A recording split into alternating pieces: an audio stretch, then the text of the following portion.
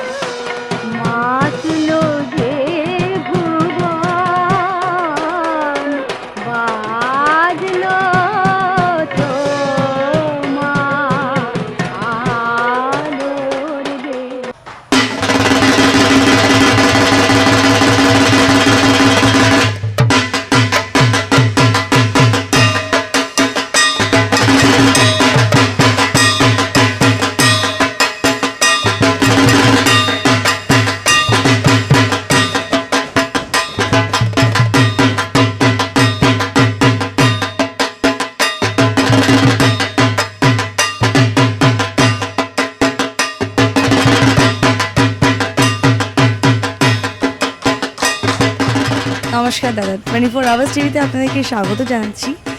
জানতে চাইছি যে আজকে মণ্ডপের মানে আপনাদের কাজটা কেমন চলছে, দুর্গাপুজোর কাজ? ভারত নন্দীবাগান সার্বজনীনের শেষ পর্যায়ের প্রস্তুতি শুরু হয়ে গেছে। আপনারা দেখতে পাচ্ছেন আমরা বাইরের গেটটা সুসজ্জিত করে ফেলেছি। আপনারা আর কিছুদিনের মধ্যেই দেখতে পারবেন আমাদের পুজোর লাস্ট টাচ। ফালতু নন্দীবাগান যে চমকটা দিতে যাচ্ছিল সাধারণ মানুষ তথা পশ্চিমবাংলার মানুষের কাছে বাংলা নামে দেশের মাধ্যমে, সেটা আপনারা আর কিছুদিনের মধ্যেই আমাদের পুরো প্রয়াসটা জানতে পারবেন।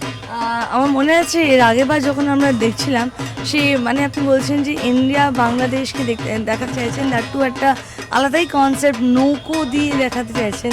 তো আজকে দেখছি নৌকোটা তো মানে সাজিয়ে রেখে দিয়েছেন, একটু এটার ব্যাপারে। তখন নৌকোগুলো আপনি দেখেছিলেন এসে গেছে ইন্ডিয়ার বাংলাদেশে, এখন নৌকোগুলো ইন্ডিয়ার বাংলাদেশে ভেসে গেছে। মানে আপনারা কিছুদিনের মধ্যে দেখতে পারবেন, অনেক পুজো দেখবেন, অনেক বড় পুজো দেখবেন, মানুষের ঢল নামছে। কিন্তু দায়িত্ব নিয়ে বলতে পারি কোনো পুজোতে দেখবেন না নৌকো করে মাকে দেখতে যাচ্ছেন। ইছামতির তীরে দাঁড়িয়ে পুজো দেখতে গেলে আমাদের নন্দীবাগান অধিবাসীবৃন্দের পুজো আপনাকে দেখতেই হবে। ইছামতির তীরে দাঁড়িয়ে নৌকোর পার করেই আপনারা ভারত বাংলাদেশ বর্ডারে দাঁড়িয়ে দুর্গা পুজো দেখবেন। এটাই আমাদের পুজোর এবার সেটা আকর্ষণ। মণ্ডপের এন্ট্রান্সটা কোন দিক দিয়ে? আমাদের মণ্ডপের সামনে এইখান দিয়ে এন্ট্রান্স আছে, আমাদের এক্সিট গেট এখানে করা আছে। এই নিয়ে মাঠের পুরো বিস্তৃত মাঠ আমাদের, আপনারা জানেন এখানে বিশাল মেলা হচ্ছে, মানুষের ঢল নামবে, অনেক পুরস্কারের ফাইনাল রাউন্ডে আমরা এসে গেছি। আশা করছি 24 আওয়ার্সেও ফাইনাল রাউন্ডে এসে যাবো আমরা। অনেক চমক আমরা আস্তে আস্তে দেখাতে শুরু করে দিয়েছি।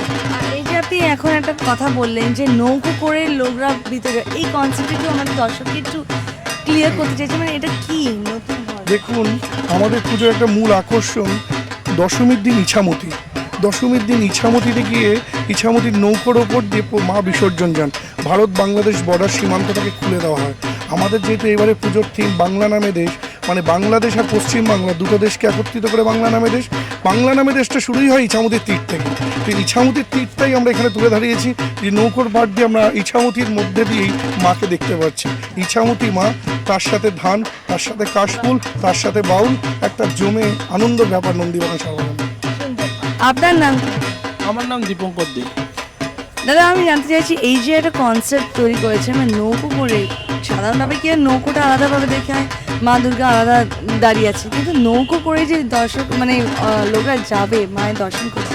কিছুক্ষণ আগে আমাদের সেক্রেটারি যেটা বললেন যে এই ইছামতি নদীর উপর যে মানে দশমীর দিন যে কনসেপ্টটা থাকে সেইটাকে আমরা তুলে ধরতে চাইছি এখানে। ঠিক আছে, এখানেও আমাদের মাকে দেখতে গেলে কিন্তু নৌকো করে পাড়ি দিয়ে মাকে দেখতে হবে, এই কনসেপ্টটা আমরা রেখেছি।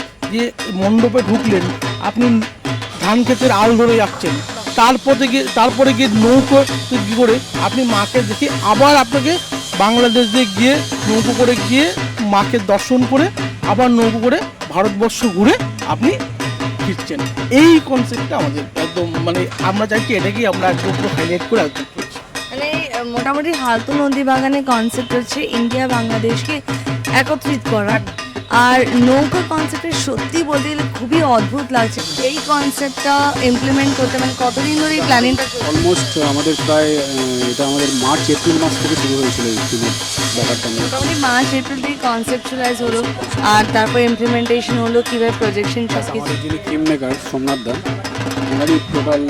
ওনারই ভাবনা, এই ভাবনাটাই এখানে বাস্তবায়িত হবে। এই বাংলা নামে দেশ 24 আওয়ার্সের সমস্ত দর্শনার্থীদের জানাই আপনাদের মাধ্যমে যে আপনারা আসুন, আমাদের শেষ মুহূর্তের প্রস্তুতি দেখে যাচ্ছেন আপনারা, আরও আকর্ষণীয় করে তুলব আমরা এই পুজোকে। আপনারা আসুন, এই চ্যানেলের মাধ্যমে আমরা সবাইকে, পশ্চিমবাংলা তথা ভারতবর্ষের সমস্ত মানুষকে বার্তা দিতে চাই, আসুন নন্দীবাগানের পুজোর শেষ মুহূর্তের প্রস্তুতিটাকে দারুণভাবে উপভোগ করুন।